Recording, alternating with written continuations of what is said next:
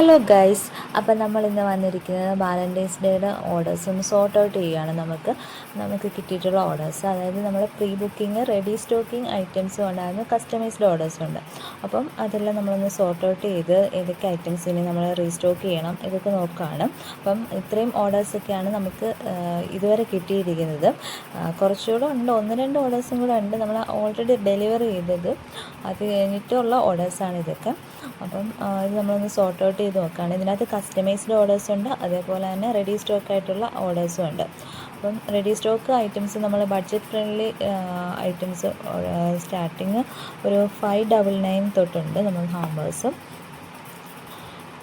Customised orders ആണെങ്കിലും ബഡ്ജറ്റിനനുസരിച്ചാണ് നമ്മൾ ചെയ്യുന്നത്. അതുപോലെ തന്നെ ബഡ്ജറ്റ് ഫ്രണ്ട്ലി തൊട്ട് നമുക്ക് പ്രീമിയം ലെവലിലുള്ള ഹാമ്പേഴ്സ് വരെ നമുക്ക് അവൈലബിൾ ആണ്.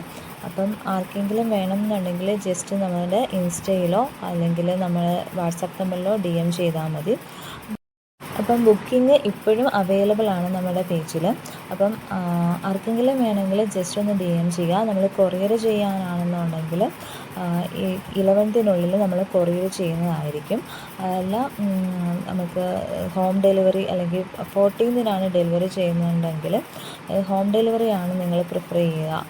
നമ്മുടെ നിയറസ്റ്റ് ലൊക്കേഷനിലാണെന്നുണ്ടെങ്കിലും നിങ്ങൾക്ക് ഈ കുറച്ച് ദിവസത്തിനുള്ളിൽ തന്നെ ഓർഡർ തരുവാണെങ്കിൽ അത്രയും നല്ലത്. അപ്പോൾ അതിനുള്ളിൽ നമ്മൾ സെറ്റ് ചെയ്ത് ഹോം ഡെലിവറി ചെയ്യുന്നതായിരിക്കും. ഹോം ഡെലിവറി നമുക്ക് നമ്മുടെ നിയറസ്റ്റ് ലൊക്കേഷനിലാണ് അവൈലബിൾ ആയിട്ടുള്ളത്. നിയറസ്റ്റ് ലൊക്കേഷൻ എന്ന് പറയുമ്പോൾ നമ്മുടെ ലൊക്കേഷൻ വരുന്നത് കൊല്ലം ജില്ലയിൽ പട്ടാഴിയാണ്. അപ്പം ഇതിന് നിയറസ്റ്റ് ആയിട്ടുള്ള ലൊക്കേഷനിൽ നമ്മൾ ഹോം ഡെലിവറി 14th അവൈലബിൾ ആണ്. അപ്പോൾ ആർക്കെങ്കിലും വേണമെങ്കിൽ നമുക്ക് ജസ്റ്റ് ഒന്ന് DM ചെയ്യാം.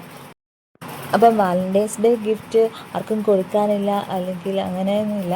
ഇപ്പോൾ ആർക്ക് വേണമെങ്കിലും കൊടുക്കാം, വൈഫിനോ ഹസ്ബൻഡിനോ അതല്ലെങ്കിൽ അമ്മയ്ക്കോ അച്ഛനോ മക്കൾക്കോ ആർക്ക് വേണമെങ്കിലും, ടീച്ചേഴ്സിനോ ആർക്ക് വേണമെങ്കിലും നമുക്ക് കൊടുക്കാം.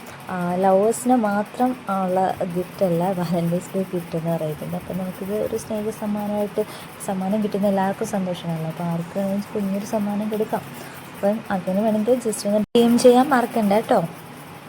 Thank you for watching.